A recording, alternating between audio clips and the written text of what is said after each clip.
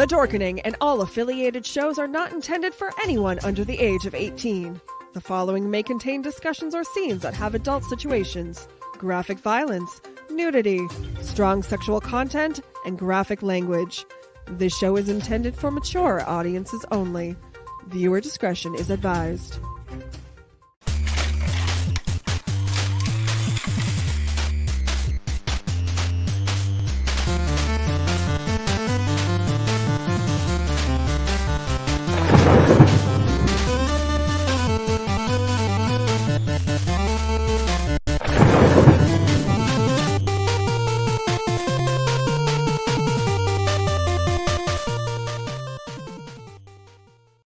Rise and shine, my sinners. When Father Evil starts his day, he gets a little deadly. Deadly Grounds coffee has the richest, smoothest flavor you'll find anywhere. It's sinfully delicious. Once you go deadly, you never go back. Order yours at getdeadly.com. Coffee's so good, it's scary.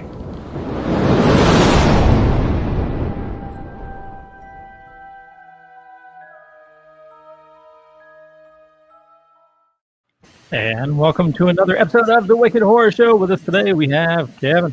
What's going on, everybody? Yo. Hey, everybody. Tony. What is going on, people? And Tony, would you like to introduce our awesome guest this evening? I would sure. I don't know what I would go with. Anyway, tonight we have Bobby Coston on, the writer, director of the short film Eden. And you have other stuff coming out as well. How are you tonight? I'm doing pretty good. How are you guys doing? We're good. Pretty good. Yeah. Yeah. Warm but good. I was commenting on the fact that you're wearing a winter hat, and I'm jealous. But I keep it cold. Yeah.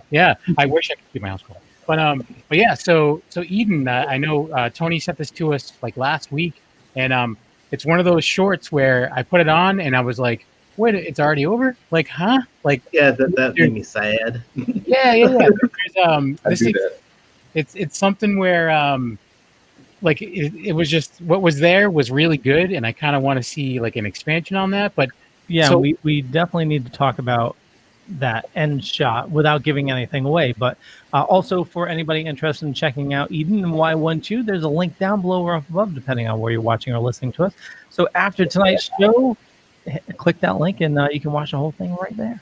Yeah, it's only like a little over 5 minutes, right? Yep.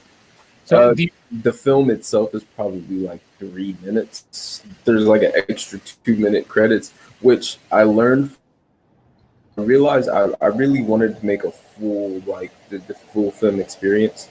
And I realized it being so short, I had a lot of comments. People like, well, the film is only 3 minutes, and then there's another 3 minutes of credits. And I was like, I learned from that. So the next one, it'll be mainly just the film. But still, but what's there, I thought was really good. Now, like you've done a lot of shorts. Looking at your IMDb, are they usually around that time frame, or was this like like an exercise to try to do something in a certain amount of time, or what was it? That's a good question. My background is from skits. I kind of started my whole film excursion from the skit background. Me and my friends used to make a whole bunch of like comedic short, little skits, and they were always usually under 5 minutes. So I was always used to making really short form content. But as far as when I started to get really into film, that's when I kind of started to notice that I probably needed to add a little bit more size on the timestamp side. But so far, most of my films are usually, like I said, the actual film portion is usually like around 3 to 4 minutes. But like I said, with this new film, the film itself is actually 5 minutes. I just got done shooting or helping co-direct and being a part of another short film with another production company that's over 20 minutes. So I'm slowly building my way up. I feel like I can have a stronger story when I have a little bit less time to deal with. So I can build later. Yeah. So is there any intention to expand on this one, on Eden? Yes. with all of the good feedback that I've gotten, I've had a couple of different people reach out to me about expanding, turning it into a feature. I have some ideas of what direction I want to go in and how I want to expand on Eden's story and the guys' stories and how they correlate with Eden. But yeah, definitely thinking about doing something a lot bigger. Nice. Yeah, it was definitely one. I saw it on YouTube. I was scrolling through and I was looking at different, short films and whatever, and just the like screenshot of it, I'm like, this one has to be good. And then I'm watching it, really enjoyed it, and then I'm like, I need some more. A lot of people gave me crap for the thumbnail. A lot of people were like, you're going to give it away. And I was like, yeah, but no, I thought that would bring people, like a lot of people, like, okay, myself, just like you guys, I find myself scrolling through YouTube all the time. And I'm always looking for, I love horror, love watching horror. I'm a big horror fan. So I always look for the creepiest, like, because I don't get scared. Nothing really scares me. So I always try to find something that really kind of makes me jump out of my socks a little bit. And I think the thumbnail is where you grab that attention. And that's all the thumbnail. That's what I thought. Right. Yeah. I definitely have to agree with you on that one. Like, yeah. Sorry, go ahead. Go ahead, you. Because I mean, that's going to be like your reason why you click and watch it. So like, you got to bring those people in. And that was a good move to make, honestly. Totally. So I can grab that picture if we want to show it. Sure, if you want to do that, but like I said, I saw that and I'm like, I gotta see what this is, because at that point in time, even if it says because some shorts you see just a name of the short or something like that, that one I'm just like, this is gonna be good. Whatever it is, it's gonna be good. Then I got into it, and I was watching and I'm like, oh, now I need to know like what else happened or whatever. It reminded me of when I was watching it. Part of it, there's a short part in VHS. I don't know if you ever saw VHS. Oh, there's yeah, definitely. The one part where they find that girl in the club and she's just in the little motel room. Yeah, whatever. Yeah. And then I'm like, this has that feeling to it. Definitely not the same story plot, but it reminded me of that so much. And I'm like, okay. And then I was like, oh, I need some more, because we had plenty of time. That one right there. Yeah, there you go. She is. What that mouth do? Yeah. I saw that and I was like, I want to see like how it transitions from like, does it start off that way? Like, it made me want to, like, just that image alone. I was just like, okay, I need to figure out. I need to see how it gets to that point. I'm glad I made the right choice. Oh, totally. Especially like we watch a little bit of everything in horror, but I mean that thing just grabbed me. I'm like, I got to check this out. No matter what, I'm scrolling through. I'm like, that one's definitely for me.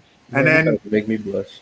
And then it was one of those things we had many a times where we had people on with short films, and it's like, do you need to expand on it or don't you? And this one, it definitely needs to have a feature length, because sometimes you get in certain shorts, you're like, oh, I got what I needed, and I really don't need any more explanation. But this one, you have so many routes that can go, like, where'd she come from, or what were they doing beforehand, or right. That's what I was going to say. It's like, it's not only just, obviously I want to know more of her backstory, but even what led you guys up to that moment. I want to know more about, like, there was like comments about one of the guys in the group. Like, okay, where's that coming from? I want to know, like, why they're saying this, and I don't know. I mean, so I think it's you can expand on it in multiple directions too. So I don't know. I think it's totally worth it. You should totally look into it. Hopefully, eventually. I definitely will. And one of the main reasons why is I'm a fan of symbolism and I'm a fan of Easter eggs. Mm-hmm. I really like to dig deep. Like usually, like say for instance, one of the films that I recently rewatched was Get Out, and because I'm a huge fan of Jordan Peele. And my upcoming film is kind of a little bit not really inspired by, but I take a lot of inspiration, I guess. So I'm inspired by. But a lot of things I like about his film is that you can go back and you can watch them multiple times and you can learn new things and you can find out new little, like, oh wow, that means that and this connects with this. So with Eden, I kind of wanted to set it up as if you don't know the full story. but you're still getting enough of rewatchability to try to find out your own story. You're trying to imagine like what happened before, where did she come from, what kind of clues am I getting, and I'm getting better at that too. I think with this film I have a lot more symbolism and kind of like Easter eggs where you can grasp things, but yeah, I'm definitely thinking about expanding on that film. Cool. 100%. And you said that you have some other stuff in the works as well. You said you're dealing with a lot of symbolism and stuff. And you were saying a little before, like one of the ones you have coming out, there's like stuff tied in with what's going on in the world right now. Definitely. I didn't want to take this time of me sitting in the house, not being able to really go out, due to COVID and trying to play my part, especially with all the things that are going on, the black man in America, and kind of turn a blind eye, especially with the creative aspect of my life. I decided to really try to make something that hammers in, what I love to do and what I love to watch. So like entertainment and horror and, drama, thriller, just all those aspects into also my sort of artistic process. So there are a lot of symbolisms. There are a lot of little things that you really have to listen and watch for. But it's also very deeply rooted in, just the brutality of black men, the oppression of black men. So, I mean, when you watch it, you really see how this person has come to where he's at. Nice. You said that's coming out soon, right? Tomorrow, right? Thursday. So 25th June. Yep, 7 p.m. Nice. Be there, be square. I'll do both. I'll be square and I'll be there. Cool. Now, will that be on your YouTube page? Yes, it'll be on I88's YouTube page. It'll be a premiere, so there'll be a live chat and everything. And yeah, it'll definitely be there. Very cool. I got the link to that in the show notes as well. So if you want to check out I88's YouTube page and subscribe, and then hit the little ding button so you can. Yeah, go ahead.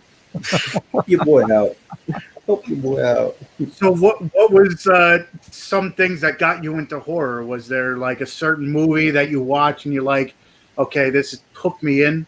Because I know we all kind of have that one movie that's like, okay, this somehow got me. Like mine was, as crazy it was Killer Clowns from Outer Space.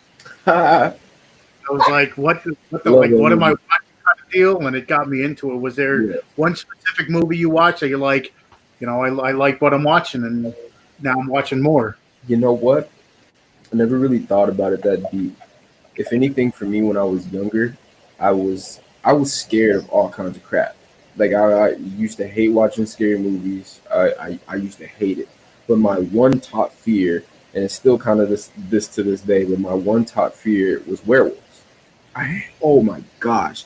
I remember one time I was at one of my aunt's house and they just had the TV on, and in the background, the movie that was playing was American Werewolf in London.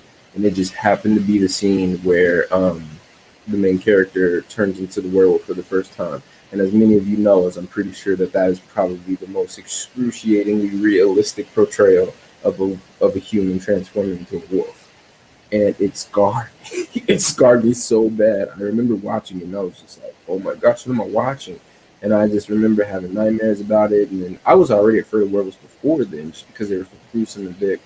But as I got older, I became fascinated with how I was scared. I mean, if that makes sense. I was like, I watched more and more horror films, and I watched that film multiple times. I've watched all of the Werewolf in London, like spin-offs. I've watched them all just because I was so fascinated by how they did it and how it made me feel. So from there, I just decided that, when I started getting into film, I like creating that adrenaline rush, that tension for the viewer. So that's kind of where it started. There was no real, man, I just want to do horror films. It was just kind of like, man, I kind of think I can do some cool effects to scare some people. That's kind of where it started. Yeah. Well, that's the thing too. I was going to bring up, like, it's what you're doing is lower budget independent stuff, but like even the image that Leo shared, yeah, exactly that image. So So what do you like? How are you pulling this off? Like, do you do the visual effects yourself, or do you have someone in your crew that does it, or? No, actually, the girl, she actually had a detachable jaw. No, I'm just kidding. No. I do everything myself. All the VFX. Like I said, I came from a skit background, so I remember I made this one skit where I was a superhero, and I had always wanted to be a superhero in like a movie. And so I did it myself, and that's when I started learning VFX and After Effects and Red Giant and compositing and things like that. That's actually a very simple effect, to be honest. A lot of people look at it and they're like, "Oh, it's so good." And it's like I just kind of got lucky. I really got a good angle and good framing, good lighting, and everything like that. So it came out really good. It's a very simple effect. Nice. But yeah, I did do it all myself pretty much. That's cool. But yeah, I mean, it's like the lighting. You mentioned the lighting. That definitely helps because. I mean, it's obviously not a practical effect, but at the same time, with the right lighting, it's less obvious that it's a CG effect. Yeah. So yeah, and I think what helped is there is some practicality in the effects. Like she did have a blood capsule in her mouth, which created the drool, which kind of added. And I think what also really added to that particular scene was the sound effects. Went ham on the sound effects. And I think it really kind of brought out the fact that, I kind of had some bone breaking sound effects. It was sounding like her jaw was detaching. Just a lot of stuff to kind of add to that. Wow, this is really realistic. Yeah. I just want to point out that when you said that you went ham, it took me a second to realize that you didn't say we had wet ham as sound effects. That's what I thought you said. I mean, I would get a wet ham and smack it down with some good sound effects. Well, to tell you the truth, with sound effects, you ever see? I think it was a documentary where to make this sound they use like something you would never think of. Yeah. Like like celery. Yeah. And it's ridiculous what they do for wet ham. I don't know. But no, it's crazy. So you said you were doing like sketch stuff before too. Like, is that something that you're gonna still like revisit, like the comedy stuff too? Oh yeah, most definitely. I actually have a small episodic that I've pretty much been writing, where it's gonna be kind of on because it's where I live. I live in Arlington, Texas, kind of in that area, and there's a very big music scene where I live. So I kind of want to do some kind of like Dave Atlanta kind of crossover comedy, surrealism kind of show with a lot of people that I know. I'm still basically creating it with the same people that I was doing skits with.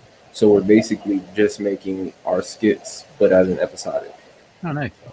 Yeah. That's cool. Keeping yourself busy. That's awesome. Like, try. Yeah. And how long have you been doing this? Like, how long have you been at this?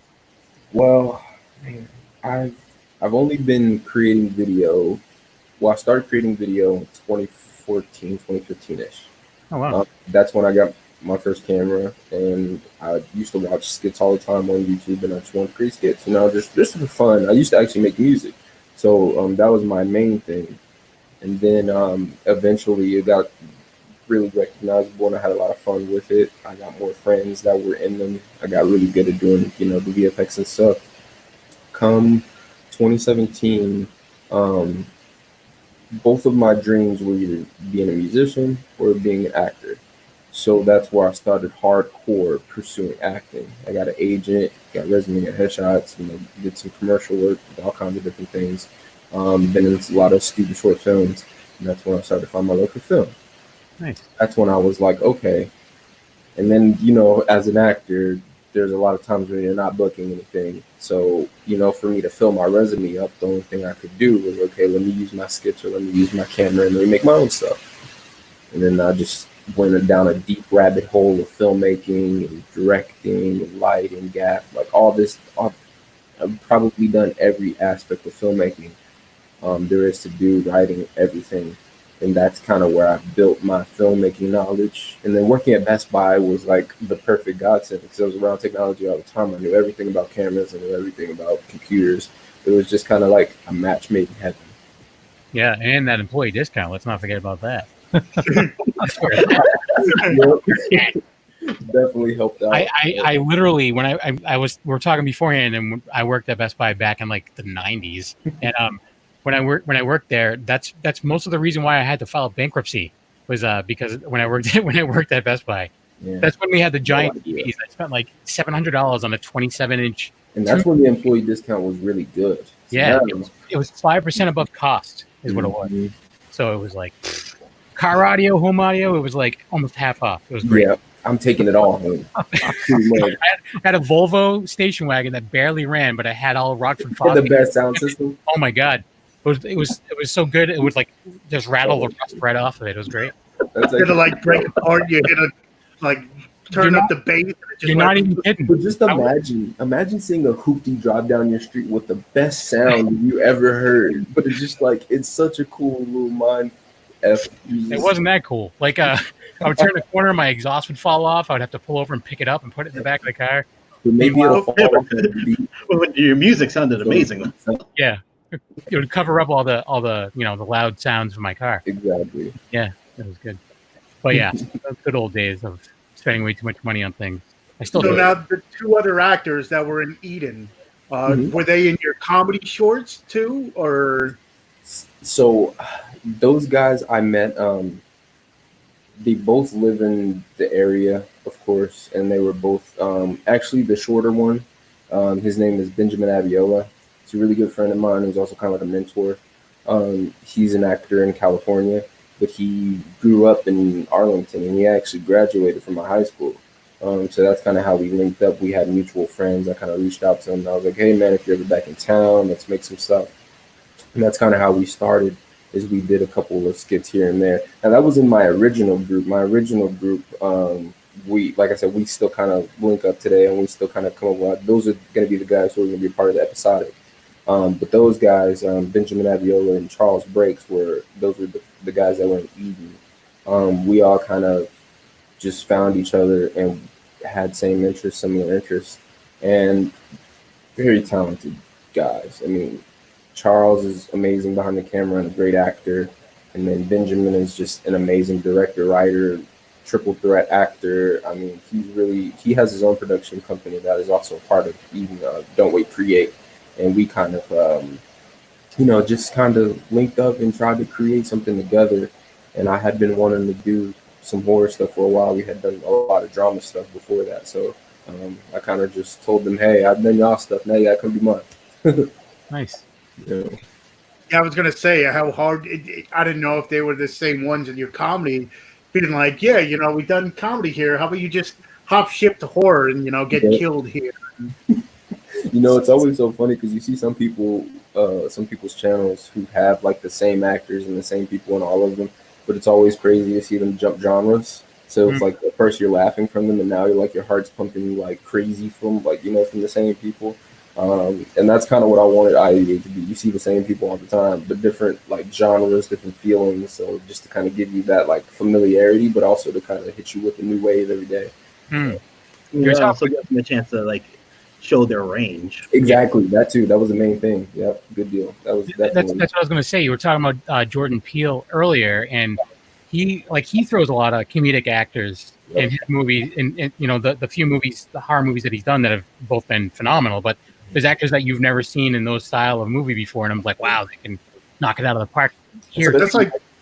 Oh, I'm sorry. Go ahead. No, I was going to say that's like some of my favorite actors. You look at, one of my favorite actors of all time is Robin Williams. So you have him, from Hook. I grew up with Hook and all this stuff, but then you got him in like 1 Hour Photo and stuff like that, where it's just like completely opposite, or like Denzel Washington. Denzel Washington can do anything. And another one is I grew up with Marlon Wayans when he was in all his stuff with the Wayans brothers and Color and stuff like that. Don't Be a Menace. Mm-hmm. And then he was in what's that one? Requiem for a Dream. Requiem for a Dream. Yes. So you go from like a comedic genius to like I cringe every time I watch that movie. Yeah. But from one to the other, it just shows your wide a range of acting talent. If you get pigeonholed, it's like, okay, I like you in this, but I've never seen you venture out and do something else. But that's the one thing. I was going to say that too. Like it's awesome that you're still like fairly early in your and you're journeying it with this, but you're not like, there's a lot of people that just like, I'm just a horror guy, or I'm just a drama guy, or whatever. It's like you're spreading it out there. So I mean, it just shows better range. So that way, because there's people that we know that we've met at cons and stuff like that, that like the only work they get is horror. Like they want to do something else, but no one, like, they're like, I can't put you in this. You're the person from this movie. Like how like, yeah, how's that gonna work? You know? And that's such a pinpoint, because one of my main inspirations for I88 is A24. Mm-hmm. 24 is probably my. I mean, if if you go, that's over there. If you look at my list of production companies, they're probably at the very top. They're number one. I mean, and I love how they have such a broad range of films. They go from horror to drama to comedy to wacky Western. Like, like, I mean, you have movies like The Lobster and Tusk, which are completely weird movies, but they're so good. And then you go to Hereditary, which is, probably one of the scariest movies I've ever seen to date. And I don't even get scared. I'm just telling you guys, I don't actually put a little fear in my heart. Like, and it's just, that's kind of what I want to model after. And like I said, I like how A24 uses a lot of similar actors. Like Lucas Hedges is probably in almost every A24 movie I've seen, but it's like you really see his range, and that's why I kind of want to basically make some good stuff, but also market my friends and show that we all can do multitude of different things. Yeah. Now, have you ever thought of, or do you like ever dabble in like theater at all? Like, or you just do film, or do you do in high school? High school, that's all I did was theater. I was a choir boy, and I was also in theater. I mean, of course, I played football and everything too. I did so many things in high school. High school, really, I tried to use as a. I mean, I don't know. I didn't know it at the time, but now I'm realizing how I really use high school as like I really tried to figure out where I wanted to be, if I wanted to really commit to sports or if I really wanted to commit to theatrical arts. And of course, I picked the arts, and I was in choir and theater, and I did like maybe 2 or 3 shows in high school.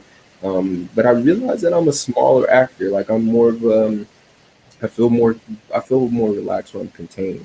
Not necessarily big and loud and in a theater, more like closer in details. Like I like that a lot more. Yeah, the only reason I'm asking is because I see a lot of like awesome theater actors that never even have been in front of a camera, but at the same time too, there's a lot of like film actors that will also do that in quiet, times where it may be like a season for them where they're not getting a ton of work. Willem Dafoe is a good one. Yeah. And Willem Dafoe does a lot of theater, but he's also very prominent in front of the camera too. Yeah, but I can't even imagine. Like there's only been like one person that I'm thinking of, and I mentioned him earlier. It was Tony Todd. And I went to a show with him in Connecticut, and it was like that. The amount of power that came off the stage from everyone in that and in the cast, it was like ridiculous. It's one thing to watch. When you watch a movie, if it affects you, but you're in the same room as when it's happening. And I always tell everyone, like, it was so intense. I felt like I needed to like almost run out of the room. So I'm like, I'm gonna get hurt. Like something's gonna happen. And I was just like, this is crazy. So I was just curious. Like, I really enjoy theater. So it's something to maybe think about down the road. Yeah, because I watch a lot of Timothy Chalamet. His old theater performances, and I kind of feel the same way because he does it so well that he does. It's almost like he's still acting on the same level as if he was on camera. So that maybe that is something that I've thought about it. I've definitely thought about it. I know there's a lot more work. I mean, there's equal work in each realm, but I know there's definitely a lot more learning when it comes to theater. So I definitely, eventually when I'm in a more comfortable, really, get my feet wet back on the stage. Yeah, I don't know. I think it's cool, and I like seeing it. So I mean, I would never do it because I'm a wolf and I can't act. But I just think it's a good tool. I think, I don't know. But who am I? I don't make movies. I just watch them. So whatever. Forget what I said. Hey, watching movies is the best way to learn how to act. It's the best way. 100%. That's how I learned. To spend the pandemic is watching movies. Well, you know what else helps you act? Deadly Grounds coffee. Deadly Grounds coffee. Yeah, you need caffeine to spark the brain and get yourself going. But this means that we're going to be talking about Deadly Grounds coffee. They're a sponsor of ours. They help the network keep on going. Definitely help pay the bills there. And I'm not joking with you. Absolutely best coffee you'll ever have. I have 19 bags downstairs that I'm plowing through. And there's some now. 19 bags. You just eat about a spoonful. Yep, exactly. So hot.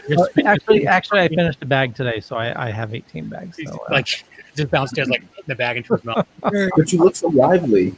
Yeah, I know. Yeah. Imagine if you didn't drink coffee, you'd just be like. I tried, I tried to tone it down a little bit today. I didn't have any coffee till 2:00, and I was like, oh my God! You punched holes in the wall. Yeah, it was tough. I was feeling so drowsy, but like I said, absolute best coffee you'll ever have. It's the best tasting coffee you'll ever have. Witch's Brew Chocolate Raspberry is one of my favorites. Just Death by Chocolate is a really good one as well. If you don't like flavored, Kevin, what do you drink? Hell's Fury is my jam, and I mix Hell's Fury and maple walnut together. Oh, that's good. That's what I've been drinking lately. There we go. Yeah. But it's no added sugars to add extra calories or anything like that. It's just oil during the roasting process. But enough talking about that. Here's a zombie talking about coffee. Everyone thinks because you're a zombie, you don't know good coffee. Well, they're wrong. There's only one brew that gets my seal of approval. Deadly Grounds coffee is my guilty pleasure. The aroma is so intoxicating. It brings all of my neighbors out of the woodwork. Deadly Grounds coffee. Coffee to die for and zombie approved. It's good to get a little deadly. Use the front door! Oh, they're so disgusting. And we didn't mention they're a local roaster right here in Connecticut. So support local businesses. Well, local to you. They're not local to anyone else in this room. Well, they're a small business, local. I'm just saying that, but I still support them. Obviously, yeah. I buy from them. Well, I can't wait to buy from them at a convention again. Yeah, I know. We'll be there next year. Hopefully. Oh yeah. I'm socially distanced though. Well, did they mention anything for the fall season or the fall? No. Yeah, you're looking at next year, my friend. Yeah, especially if we're entering we never really ended a wave one. It's more like a wave one. Not to bring the room down, but no, serious. I know, in Yo-Yo and I's area, it's picked up again. There was another. I think they're up to 900 deaths total. And there was good news about Mass though. They did a report. First time ever. What? It's the top state for least transmittable. Okay. So for what state? For Massachusetts. Oh wow. Yeah. Yo-Yo and I are both in Mass, and Leo's in Connecticut, and Tony's in New Jersey. Yeah. I was you're in Texas, and I was gonna be like, oh, did you know Billy Pond? But Texas is a giant state, so I'm sure you don't. It's because you live in the same state. We know a couple filmmakers in Texas. Some really good. What was his name? His name is Billy Pond. He goes by Bloody Bill. He made a movie called Circus of the Dead. That's a really good time. Yeah, it's being released by Dread Central. They're yeah. But anyways, did you? I guess it's a little hard now, of course. But did you ever think about doing the convention run, or did you ever go to a horror movie convention? No, I haven't. I am very 100% would go. I've definitely entered Eden into some film festivals. 100%. Some Scream Fest. I've entered it there. I've entered in a couple of horror film fests. But no, I've never been to a horror convention, but I would love to. That'd be actually kind of cool. You gotta. You just mentioned Texas right now, right? Yeah, Texas Frightmare. That's one that's on my bucket list. When that comes that's back, one that I've entered too as well.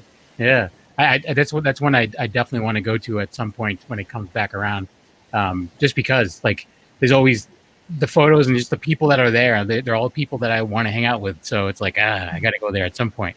But it's it's really once they have plenty of film festivals and even short film festivals and stuff like that, and the amount of support that horror fans give, it's ridiculous. So get in good with the horror fans and you'll be set for a while, for real. They'll support you for everything you do because they just love people that are creating. So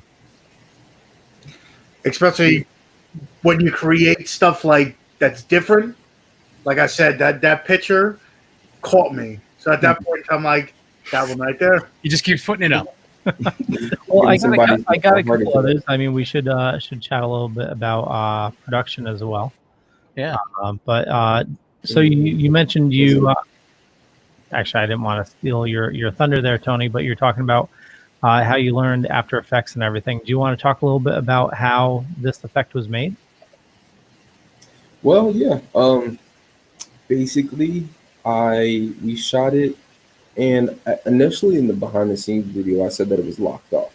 It actually wasn't locked off. It was a shoulder rig. This was shot medium close up shoulder rig, and basically all I did was I tracked the footage, the position and the rotation on both of the eyes, and then basically put a clean plate under it. So what it does is the video gets this kind of like weird warp stabilized kind of look where it's kind of like shaking, but it's all basically just following the face. And then once you do that, there is a liquefy effect, just like in Photoshop, that lets you just pull and pluck different parts of the face. Basically, I just grabbed the jaw and just pulled it down as far as I could, pulled it out some, kind of distorted her face, and of course blacked out her eyes. And then, yeah, and like I said, the drill and everything was practical, so it was already there. The blood was already there. Nice. And Sergio, I see your question. Yes, I have seen every Paranormal Activity there is. And my best horror at all, what is my every best horror all time? I would probably say Hereditary. Right. Nice. Best. Just out of curiosity, do you ever watch Film Riot? Oh, of course. Oh, isn't it sick? It's sick. That's when you were mentioning. I'm like, I wonder if he watches Film Riot. They're in Plano, and I used to live in Plano, and I've always wanted to go visit them. You show up one day.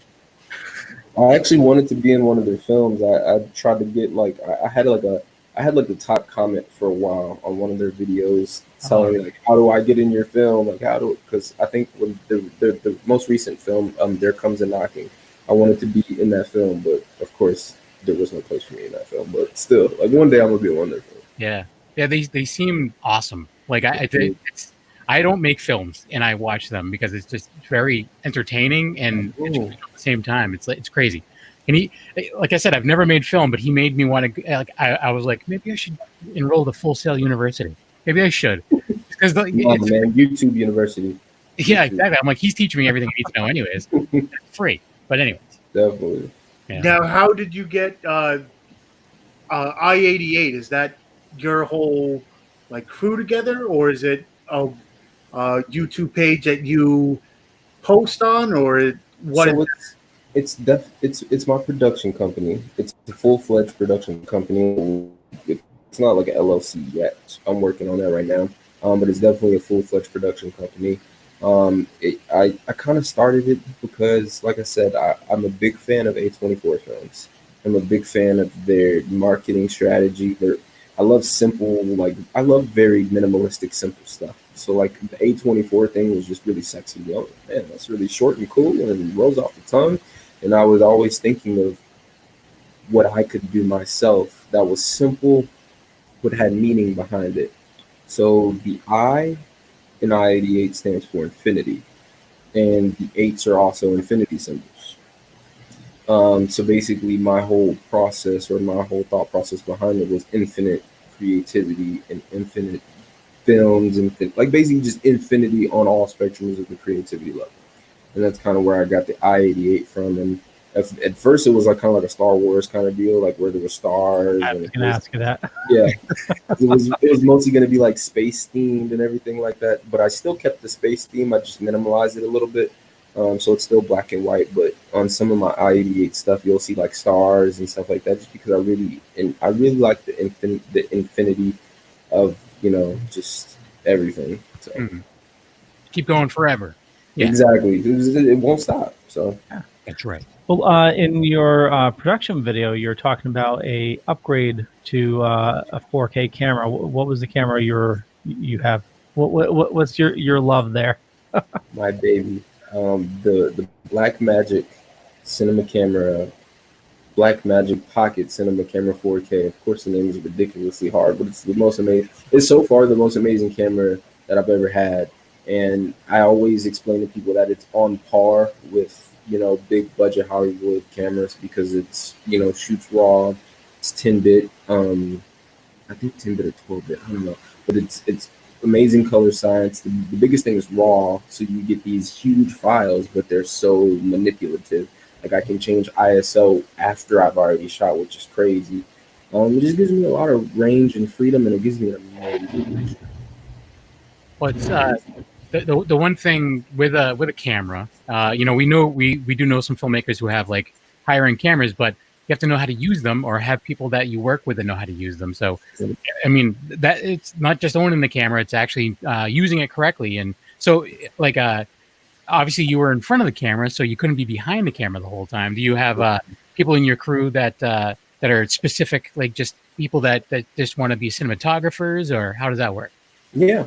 So, I don't have a set crew or kind of employee based for I88. Like I said, it's kind of like a collective of just other creatives. So Upper Stage Media was also another production company that was a part of the film. And these are guys that also graduated from the same school that I went to that happened to know Benjamin Abiola. And he linked up with them, and they had the camera that I basically wanted to shoot this on. And we met with them and showed me some of their work, and they had really good cinematography. And we basically created a long-lasting friendship from there. And those guys are amazing. Shout out to Damian Marks and Tyler Freeman. Tyler was actually the DP, and Damian was actually our behind-the-scenes photographer, and he was also the first AC. So they basically got, and it's crazy because I drew out the storyboard for this film. I actually fully drew out. If you check out my Patreon, I give links to all of the behind the scenes media that I've created. So the mood board, I've created a pitch deck for it, the press kit, and also the storyboard. I fully drew out, and he got each of the shots exactly. So it's like I think in my behind the scenes video, there's a shot where I show the film, and then I show the actual storyboard next to it, and you can see like how perfectly he got them on. So wow. That's awesome. And even though the movie is like a shorter movie, how long did it take you to from beginning to end? How long did it take you to make this? We shot in one night, probably like from 7 p.m. to 5 in the morning, or 4 in the morning. Editing, and that's a good thing about.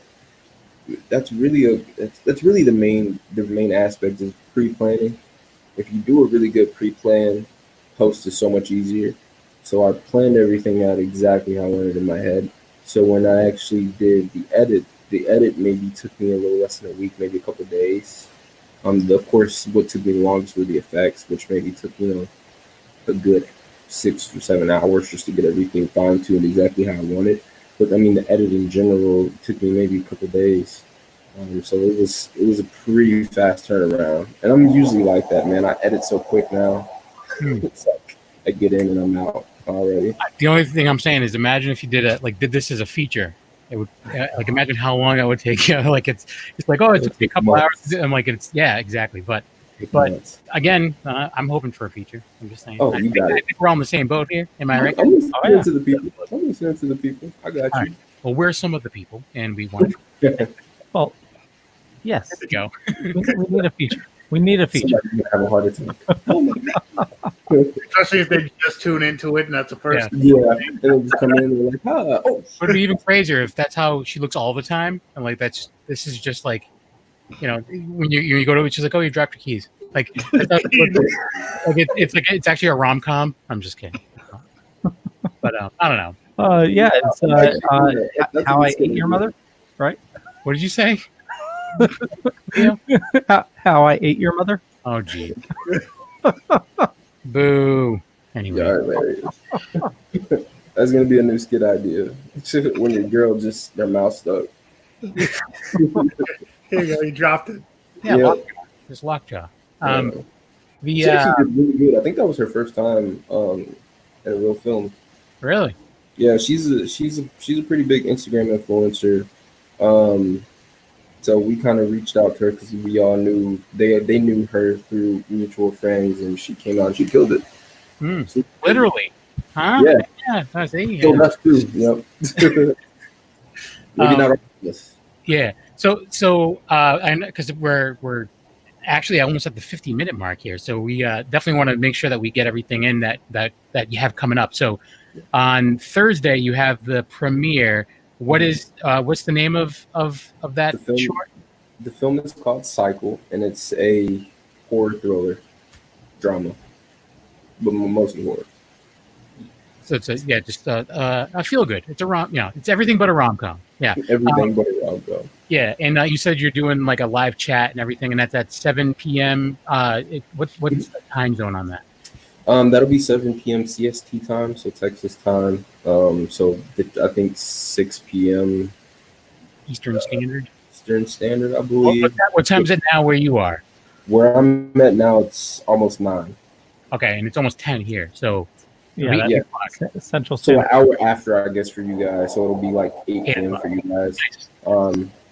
And there will be, it's going to be a premiere, so it'll be a live chat like on YouTube where you can actually, come in and be like, hey, what's up? What you doing? And, you kind of give out your theories, and you're like, oh, wow, this is there. Like, that's one thing I want people to look for when they watch it, is to really kind of pay attention to the little things in the background. Really pay attention to the little things, because there's going to be a lot of little symbolisms. And the people out there, it's Thursday is only a couple days away, so you have plenty of time to just watch Eden over and over again. Oh yeah, watch it a couple times.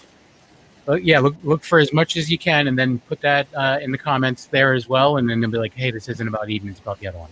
And then comment and tell me what you want to see in the feature of Eden. Yes. You know what's actually pretty with these live streams and everything? I think it's actually pretty cool because in the theaters and everything, of course, everybody's watching the movie together, but everyone has to be, quiet and everything. Nobody likes talking. With these live streams, you get, because everybody watches a movie a different way and gets a lot of different stuff from movies. So having that live chat ability, I think it's really cool because, like I said, everybody watches it different, sees it different, and takes different things from it. So as you're, going through the movie and talking with each other, what you get from this or whatever, I think that's really cool. Then you can go back. If, like, somebody said, "Did you see that?" You can go back and you're like, "Oh wow, that's crazy." But you really can't do that in a movie unless you're with somebody who sees it and they're like, "Hey, did you see that?" So, but then everybody's telling you to shush and yeah. So it's one of those things. I think, especially now, I see it pop up all the time where it's like whatever, everybody will pop in the same movie, or someone will have their camera on the movie and everybody's watching it. I think it's actually making a good thing out of it a bad thing kind of deal. It's really cool. It's one of the positives about us moving toward a more virtual, technological society. But at the same time, though, like I would enjoy it going back somewhat to what it was, because I like to see movies in the theater. And it would be, right. How cool would it be to make like a movie, like a full length feature or something that's in a theater? Like, watch it in a real, I mean, my computer screen is nice, but it's not that nice. Right. My speakers, I don't have 5.1, 7.1, 7.2 surround sound in here, so that's definitely something that I would. It's gonna happen. It's gonna happen. It will. The full feature of Eden will be in the theaters. Mark my words. Nice. Write it down. Now, ever think of putting some of your shorts together and putting it out on like physical media or anything like that? Or right now you'll just keep it on, YouTube and stuff? I mean, maybe in the future. I know right now, trying to distribute and trying to get hard copies for it, because a lot of people, because my thing is that everybody's so stream. Everybody's stream Netflix, Hulu. If anything, I would try to get distribution for something to be on like Hulu, because I've seen some shorts on Hulu or different places like that. But even then, I feel like YouTube is so much more of a efficient source for the films right now, especially with them being so short. Because right now I'm not even thinking about going to do anything over 10 minutes. Because I know when I watch stuff and I see a 10-minute thing over, I kind of second guess if I want to watch it. So I really, people really gravitate. Our minds, our attention spans get shorter and shorter and shorter with every generation. So I want to really kind of capitalize. And then eventually, of course, when I do start making features and, going into theaters, of course, everything's going to be physical just to have it, Yeah. Well, that's the thing is even the shorts, like Tony was bringing up, the shorts on like physical media, like once you're going farther in your career and you're starting to make it, it's something where like as a collector, your fans are going to want to have something tangible, even if it's something where it's like, hey, here's a special release, like it's a limited release thing signed by me, blah blah blah, whatever. Exactly. I don't even have a DVD player, but I have the film. Like that's I hear you. I have a wall of movies back here, and I can't tell you the last time I've actually played a physical disc. I can't tell you. It's kind of like that. It's not really nostalgia, but it's that kind of like you said, collector's kind of feeling. And I think that it's something that kind of like I definitely the movie posters. If you guys can see it, but you guys can see the Eve movie poster right there, and a little kind of snippet of the film. But I definitely like to keep something tangible from each film. I have all the scripts from every film that I've done. I definitely feel that tangibility is a really big aspect. Cool. And I know Sergio asked a couple questions I'm not quite following, but most DVDs are letterbox, so you get the blue box top and bottom, the bar top and bottom. That most DVDs are. Yeah, it's not full screen. It's been a long time, but I remember I put all my DVDs. I took most of my DVDs out of cases and put it in like a big binder, and a lot of them are double-sided, full screen on one side, widescreen on the other. It's old school right there. Yeah. Well, and then full screen is still just the what is it? Square. It's 3x4, something like that. Yeah, or 3x4. They're both. Yeah. Either one. Yeah, actually, I was excited because I was able to get a hacked version of Avengers, which was full screen. It was taken from the IMAX one. What's that? I just popped into my head talking about shorts. Is QB? Is that only like TV shows, shorts, or is it like movies? Full movies. They have some full movies, and they have like series. I don't know how you say that as plural, but they have series as well. Because I know they got the whole cast of Reno 911 back together, and that's all on QB. Yeah. That's pretty cool.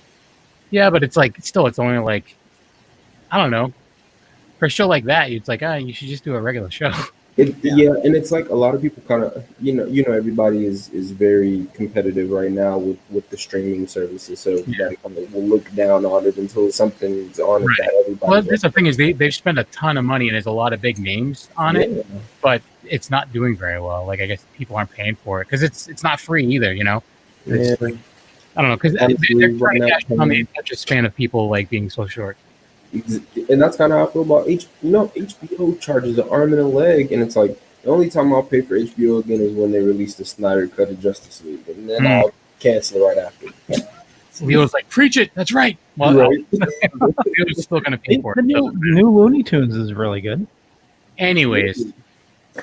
And actually, Perry Mason, they're saying that okay, Grandpa, drink your broth. It broke some records for streaming. For the biggest waste of money. Sorry. No, I wasn't actually aware that it actually costs money because there's something about that just seemed like they should have just made it ad-based and free. It wasn't until you said that it costs money for that. Yeah. What, HBO Max? No, QB. No, QB. Well, HBO Max is like $15 a month. I'm not exactly sure how much Quibi is, but $5 a month if you for an ad supported version, and then $8 if you don't want ads. Like that should have just been done free with ads. Yeah, exactly. And it's like with it being all original content, like everything on there is majority original, like from like Quibi itself, like that's their own produced content. So you would think that you would start off with an ad base, but man, people are so used to these pay to play subscription kind of things now. So I have enough of them. I can't like if I want anything more, I have to get rid of something else. Like it's like if you want this, get rid of Shudder. I'm like, I'm not getting rid of Shudder. So Shudder's good. Shudder's cool. Yeah, maybe like 90. Like if you're gonna like charge 99 cents with ads, like that'd be a good deal. Yeah, like that format does not seem right for what they're actually offering. Yeah, considering just like like he's doing, how much original content is there on YouTube, and it's free. You can pay to have no ads, but it's free. Monetized. Yeah, they really pushed that premium service though. I keep on. Yeah. Every time I open the app on my phone, it's like, "Do you want to try this?" I'm like, "I don't." Again. Yeah, how many times you deny that free trial? I already have that, so. Well, toot toot, yo-yo, toot toot.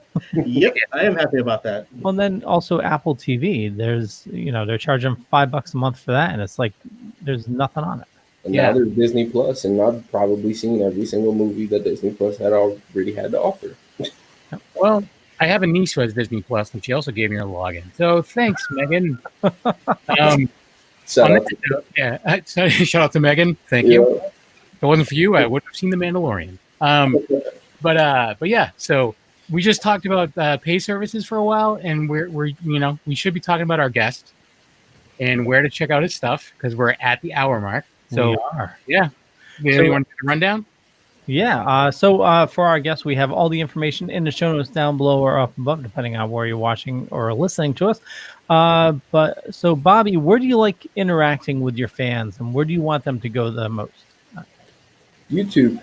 Go to the I88. You can either do the I88 YouTube page and then go to the community tab, and I try to make posts there and comment on there. I like to reply to those a lot, or just I just created an I88 Instagram finally, or you can just follow me, Bobby Coston, on Instagram. I'll probably most likely respond way faster from my actual Instagram. So yeah, I mean, you can either do that the I88 Instagram, YouTube, or just follow me. Sounds good. And again, you can find out all that information in the show notes. The links are right there. Tony. You can find me at Tony Has Nine Fingers on YouTube, where I do movie reviews and unboxings and stuff. I do have a contest going on, so you could enter into that. Tony Has Nine Fingers on Twitter. Tony's Movies on Instagram, where I show off the movies behind me. And, of course, here every Tuesday on the Wicked Horror Show. Yo-Yo? Boy Meets Phone on Twitter, Instagram, Facebook, YouTube. Yo St. Laurent on also those same social media channels. And, of course, you can find me here on Tuesdays and Wednesdays. Kevin? Aniko on Twitter and Instagram every Tuesday night here. I'm also doing movie reviews with the 13th Wolfman over on the audio side of the show. And I'm also part of Secret Underground Hideout and Black and White Fright, all of which are on the network. Leo. Yeah, speaking of the network, you can find everything at thedorkening.com. And for me, just Google Leo Pond. You'll find a bunch of stuff. Could be true, could be not. As always, I'm not going to tell which is which. I want to thank you all for watching. And go watch Eden. The show's over. So click on the link down below. Go watch it. 5 minutes. You'll love it. Then watch it again. And then after that, watch it again. And then on Thursday, go watch the other one. Okay. We'll catch you guys later. Bye, everybody. Peace out, guys.